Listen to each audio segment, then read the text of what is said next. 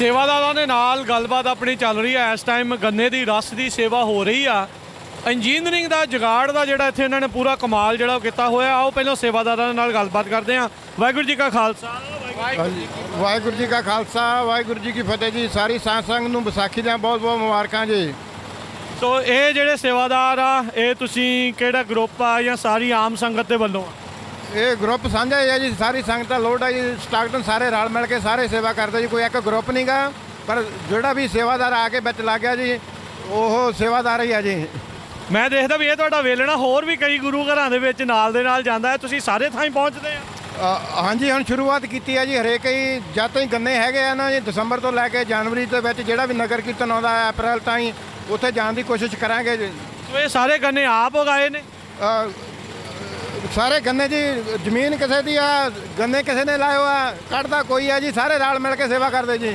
ਸੋ ਕਿੰਨੇ ਕੁ ਜਾਣੇ ਆ ਤੁਹਾਡੇ ਇਸ ਪੂਰੇ ਗਰੁੱਪ ਦੇ ਵਿੱਚ? ਗਰੁੱਪ ਦੇ ਵਿੱਚ ਜੀ 8 ਜਾਣੇ 9 ਜਾਣੇ ਤਾਂ ਪੱਕੇ ਆ, ਤੇ ਵੱਧ ਤੋਂ ਵੱਧ 20 ਜਾਣੇ ਹੋ ਜਾਂਦੇ ਜੀ। ਠੀਕ ਹੈ, ਉਹ ਕਰਦੇ ਹੋ ਜੀ ਨਾਲ ਹੀ।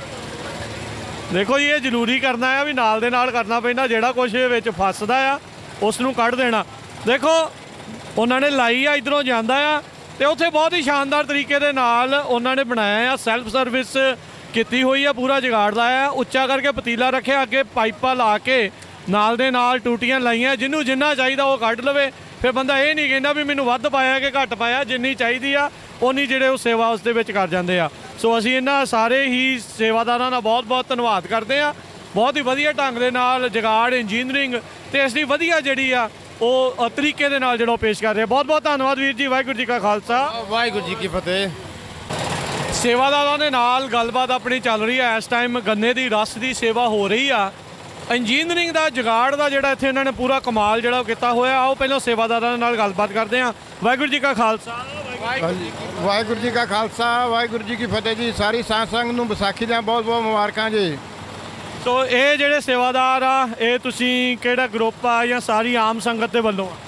ਇਹ ਗਰੁੱਪ ਸਾਂਝਾ ਹੀ ਹੈ ਜੀ। ਸਾਰੀ ਸੰਗਤ ਦਾ ਲੋਡ ਹੈ ਜੀ। ਸਟਾਕਟਨ ਸਾਰੇ ਰਲ ਮਿਲ ਕੇ ਸਾਰੇ ਸੇਵਾ ਕਰਦੇ ਜੀ। ਕੋਈ ਇੱਕ ਗਰੁੱਪ ਨਹੀਂ ਗਾ, ਪਰ ਜਿਹੜਾ ਵੀ ਸੇਵਾਦਾਰ ਆ ਕੇ ਵਿੱਚ ਲੱਗ ਗਿਆ ਜੀ, ਉਹ ਸੇਵਾਦਾਰ ਹੀ ਆ ਜੀ। ਮੈਂ ਦੇਖਦਾ ਵੀ ਇਹ ਤੁਹਾਡਾ ਵੇਲਣਾ ਹੋਰ ਵੀ ਕਈ ਗੁਰੂ ਘਰਾਂ ਦੇ ਵਿੱਚ ਨਾਲ ਦੇ ਨਾਲ ਜਾਂਦਾ ਹੈ। ਤੁਸੀਂ ਸਾਰੇ ਥਾਂ ਹੀ ਪਹੁੰਚਦੇ ਆ? ਹਾਂਜੀ, ਹੁਣ ਸ਼ੁਰੂਆਤ ਕੀਤੀ ਹੈ ਜੀ। ਹਰੇਕ ਹੀ ਜਦ ਤੋਂ ਹੀ ਗੰਨੇ ਹੈਗੇ ਆ ਨਾ ਜੀ, ਦਸੰਬਰ ਤੋਂ ਲੈ ਕੇ ਜਨਵਰੀ ਦੇ ਵਿੱਚ ਜਿਹੜਾ ਵੀ ਨਗਰ ਕੀਰਤਨ ਆਉਂਦਾ ਹੈ ਅਪ੍ਰੈਲ ਤਾਈਂ, ਉੱਥੇ ਜਾਣ ਦੀ ਕੋਸ਼ਿਸ਼ ਕਰਾਂਗੇ ਜੀ। ਸੋ ਇਹ ਸਾਰੇ ਗੰਨੇ ਆਪ ਉਗਾਏ ਨੇ? ਸਾਰੇ ਗੰਨੇ ਜੀ, ਜ਼ਮੀਨ ਕਿਸੇ ਦੀ ਆ, ਗੰਨੇ ਕਿਸੇ ਨੇ ਲਾਏ ਆ, ਕੱਢਦਾ ਕੋਈ ਆ ਜੀ। ਸਾਰੇ ਰਲ ਮਿਲ ਕੇ ਸੇਵਾ ਕਰਦੇ ਜੀ। ਸੋ ਕਿੰਨੇ ਕੁ ਜਾਣੇ ਆ ਤੁਹਾਡੇ ਇਸ ਪੂਰੇ ਗਰੁੱਪ ਦੇ ਵਿੱਚ? ਗਰੁੱਪ ਦੇ ਵਿੱਚ ਜੀ 8 ਜਾਣੇ 9 ਜਾਣੇ ਤਾਂ ਪੱਕੇ ਆ, ਤੇ ਵੱਧ ਤੋਂ ਵੱਧ 20 ਜਾਣੇ ਹੋ ਜਾਂਦੇ ਜੀ। ਠੀਕ ਹੈ, ਉਹ ਕਰਦੇ ਹੋ ਜੀ ਨਾਲ ਹੀ।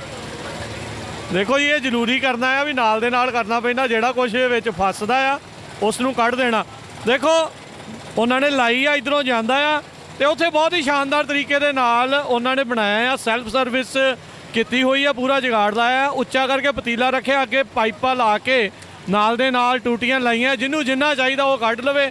ਫਿਰ ਬੰਦਾ ਇਹ ਨਹੀਂ ਕਹਿੰਦਾ ਵੀ ਮੈਨੂੰ ਵੱਧ ਪਾਇਆ ਕਿ ਘੱਟ ਪਾਇਆ। ਜਿੰਨੀ ਚਾਹੀਦੀ ਆ ਉਨੀ ਜਿਹੜੇ ਉਹ ਸੇਵਾ ਉਸ ਦੇ ਵਿੱਚ ਕਰ ਜਾਂਦੇ ਆ। ਸੋ ਅਸੀਂ ਇਹਨਾਂ ਸਾਰੇ ਹੀ ਸੇਵਾਦਾਰਾਂ ਦਾ ਬਹੁਤ ਬਹੁਤ ਧੰਨਵਾਦ ਕਰਦੇ ਆ।